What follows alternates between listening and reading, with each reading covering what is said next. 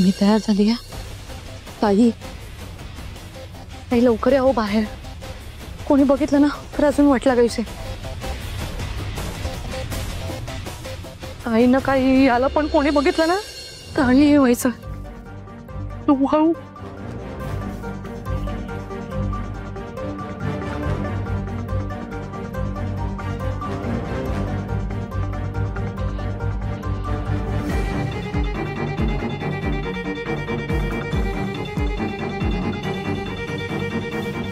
ताई हो काय करताय या ना लवकर.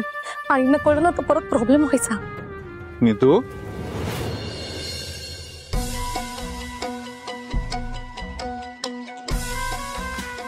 काय ग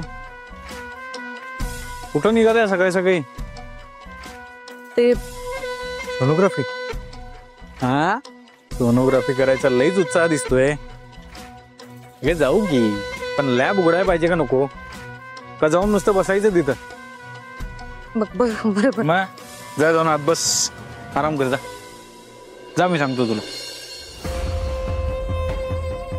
आऊत हा ते जरा बाहेर जायचं होतं. कशाला? ते जरा कुकिंगचं.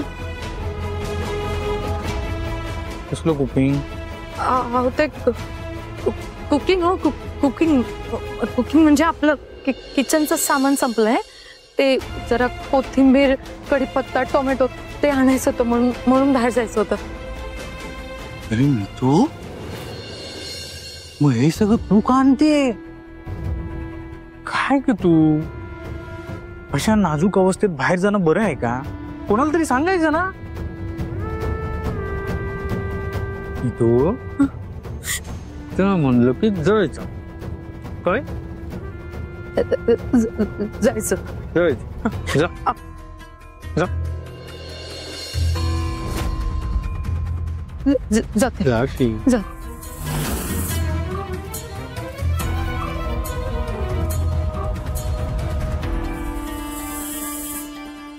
काय जाते. हा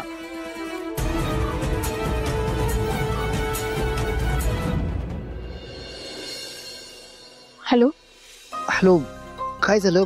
हो कधीपासून कॉल करतोय मी. हा सॉरी ते ना मी जरा आवरत होते. बरं तुम्ही सांगितलं का भावना? नाही ना माझी हिंमतच होत नाहीये सांगायची. हे बघा तुम्हाला जमत नसेल ना तर मी येऊन सांगतो ना भावना. नाही नाही नको तुम्ही काही करू नका. म्हणजे मला म्हणायचं होतं की उगाच घाईघाईमध्ये आपण काय करायला नको. मी भाऊंचा मूड बघते आणि मग हळूहळू त्यांच्या कानावर घालते. उगाच घाई गडबडीमध्ये चुकीचं पाऊल उचलायला नको. सावी तुम्ही एवढं का टेन्शन घेताय? मी चांगला पार्टनर नाहीये का? की भाऊंना त्यांच्या नातीसाठी जसा मुलगा पाहिजे मी तसा नाहीये. काय कमी आहे माझ्यात? आणि मुलीकडच्यांना मुलाकडून काय हवं असते? हेच ना की मुलगा मनानं चांगला असावा, कुठलं व्यसन नसावं, कमवता असावा, घर चांगलं चालावं आणि सगळ्यात महत्वाचं म्हणजे त्यानं आपल्या मुलीवर मनापासून प्रेम करावं. हे सगळं आहे की माझ्यात. आणि एवढं सगळं असताना तुमचे घरचे नकार कशाला देतील? उलट ते तर हसत हसत तयार होतील. धैर्य मुद्दा तुमच्यात काही कमी असण्याचा नाहीये. मुद्दा हा आहे की तुम्ही. मी एक मुजुमदार आहे.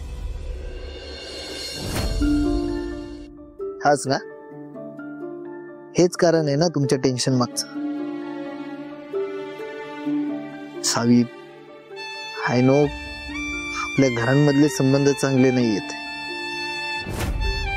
त्यात तुमच्या घरच्यांचं माझ्याबद्दल एक वेगळंच मत आहे. आय नो की मुजुमदार आणि नायकांमध्ये वाद आहेत आणि ते थोड्या सहजासहजी मिटणार नाहीत. भाऊंच्या मनात मुजुमदारांबद्दल असलेली आढी घालवणं एवढं सोपं नाहीये. पण माझ्यावर विश्वास ठेवा. जसं मी तुमचं मन जिंकलं तसंच एक दिवस भाऊंचंही मन जिंकेल.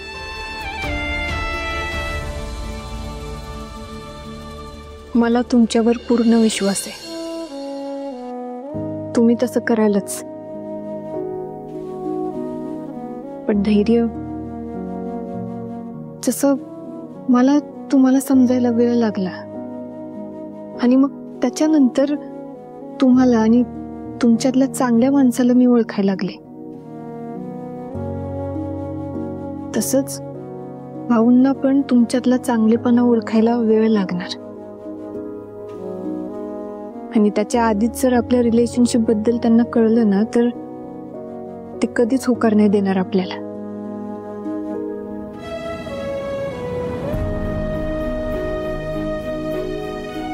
आणि मला माझ्या घरातून आपल्या भविष्यासाठी आनंदाने होकार पाहिजे, आणि तो मी मिळवेलच. पण त्याच्या आधी जर आपल्या प्रेमाबद्दल इथं कळलं तर त्यांना खूप मोठा धक्का बसेल. सहन नाही होणार त्यांना ते, आणि घरातलं वातावरण पण बिघडेल ना. म्हणून मी म्हणते की आपण जरा धीराने घेऊया.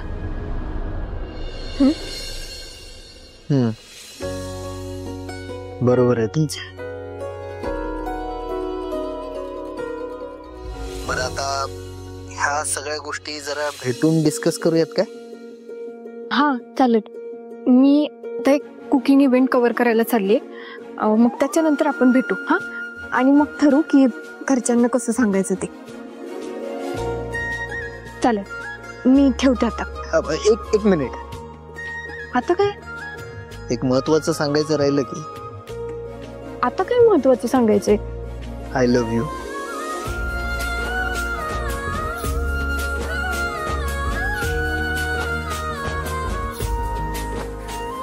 हसताय काय? रिप्लाय द्या मला. तर सकाळपासून तुमचा चेहरा बघितला नाही. निदान हे प्रेमाचे 3 शब्द तरी ऐकू देत मला. अहो, मी घरात आहे ना, इथं कसं बोलणार मी? कसं बोलणार म्हणजे? ते मला काय माहिती नाही. मला ते 3 शब्द ऐकायचेत म्हणजे ऐकायचे. आणि तुम्ही जर रिप्लाय दिला नाही ना, तर मी फोनच ठेवणार नाही. आणि तुम्ही जर कट केला तर मी सारखं सारखं फोन करत राहील. अहो, पण मी काय म्हणते, तुम्ही ना असा हट्टीपणा करू नका. मी बोलते नंतर. भाऊ